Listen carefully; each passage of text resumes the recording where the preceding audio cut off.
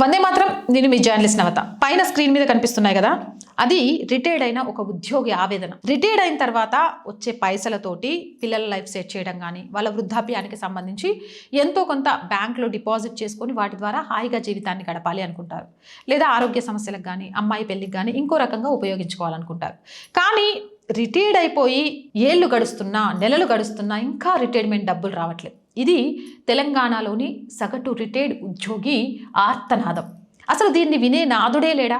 దరిదాపు నాకు ఆ బాబాయ్ కాల్ చేసిన వివరాల ప్రకారం 29 మంది 30 మంది వరకు చనిపోయారు రిటైర్మెంట్ బెనిఫిట్స్ రాగానే. ఆ రిటైర్మెంట్ బెనిఫిట్స్ కోసమే కదా ఎక్కువగా ప్రభుత్వ ఉద్యోగాలంటే ఇష్టపడతారు.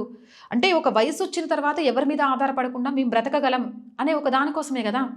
అంటే ఉచితాలు ఇస్తామని, ఇంకో దానికోసం పైసలు ఇస్తామని ఓటు బ్యాంకు కోసం మీరు ఎంతైనా చేస్తున్నారే కానీ 60 ఏళ్ల జీవితాన్ని ఒక ప్రభుత్వ ఉద్యోగం కోసం పరితపించి పనిచేసిన ఒక ఎంప్లాయ్ కష్టాన్ని ఎందుకు గుర్తించట్లేదు?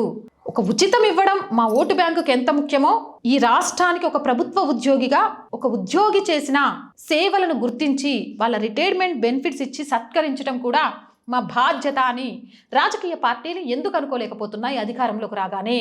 నిజంగా బాబాయ్తో మాట్లాడుతుంటే చాలా చాలా బాధ అనిపించింది. రాలేదమ్మా, చాలా బాధ అవుతుంది, పిల్లలకి ఏదైనా ఇద్దామనుకున్నాను.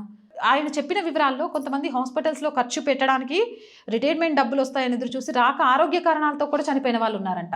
మన ఆరోగ్యానికో, మన కుటుంబ అవసరాల కోసమో, లేకపోతే మన విశ్రాంతి వయసులో ఉపయోగపడటం కోసమో ఆ డబ్బులు రాకుండా మనం చనిపోయినాక వస్తే ఏం లాభం? ప్రభుత్వాలు చిత్తశుద్ధితో ఇకనైనా రిటైర్మెంట్ ఉద్యోగులకు సంబంధించిన బెనిఫిట్స్ అన్నింటినీ వెంటనే క్లియర్ చేయండి. ఇది మీ బాధ్యత, విస్మరించకండి.